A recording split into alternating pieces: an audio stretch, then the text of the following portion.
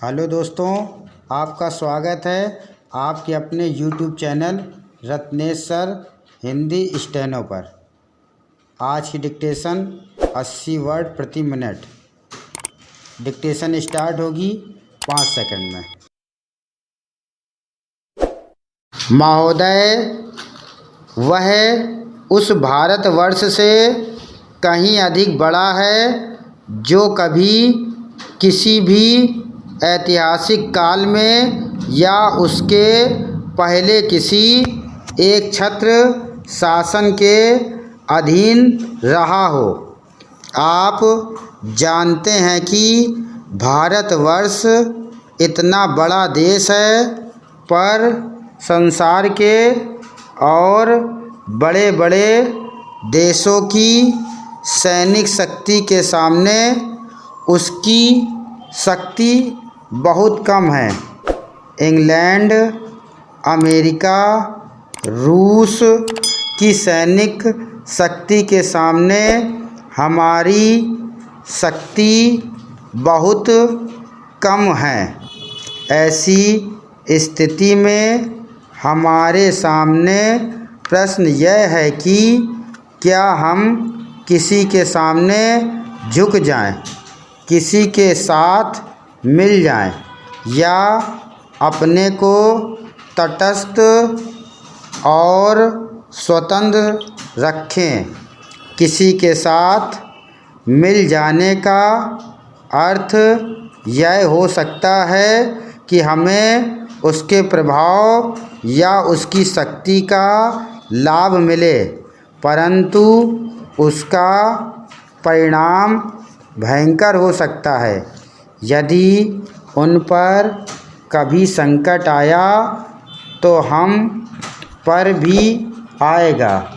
यदि हम अलग रहते हैं तो हम अपने पैरों पर खड़े होकर अपनी शक्ति से बहुत कुछ कर सकते हैं।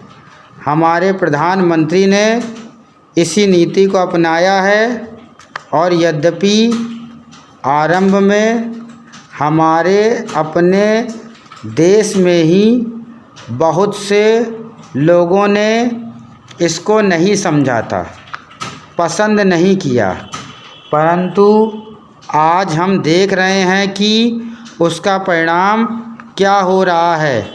हमारे प्रधानमंत्री ने इस बात की घोषणा कर दी कि हम किसी भी दूसरे देश के साथ गठबंधन नहीं चाहते और हम स्वतंत्र रहकर अपना कामकाज अलग चलाएंगे।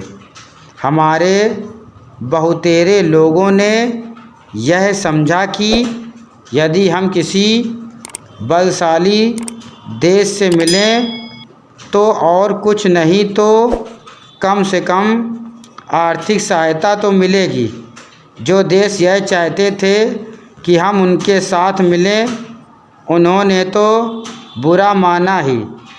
उन्होंने यह नहीं समझा कि हम अपने को अलग रख रहे हैं, ना कि उनके विरोधियों के साथ मिल रहे हैं। जैसे जैसे समय बीतता गया, धीरे धीरे उन्होंने भी हमारी विदेशी नीति को समझा। आज संसार के लोग मानने लग गए हैं कि भारतवर्ष अपना दृष्टिकोण पर स्थित है। इतना ही नहीं, बल्कि एक नए देश को, जिसे स्वतंत्र हुए अभी 55 वर्ष ही हुए हैं, जो स्थान मिल सकता है उससे कहीं ऊंचा स्थान हमको मिल गया है, और हमारा उत्तरदायित्व भी बढ़ गया है। मैं मानता हूँ कि इसी प्रकार यदि हम महात्मा गांधी के दूसरे सिद्धांतों पर भी अपनाएं और उसके अनुसार आचरण करें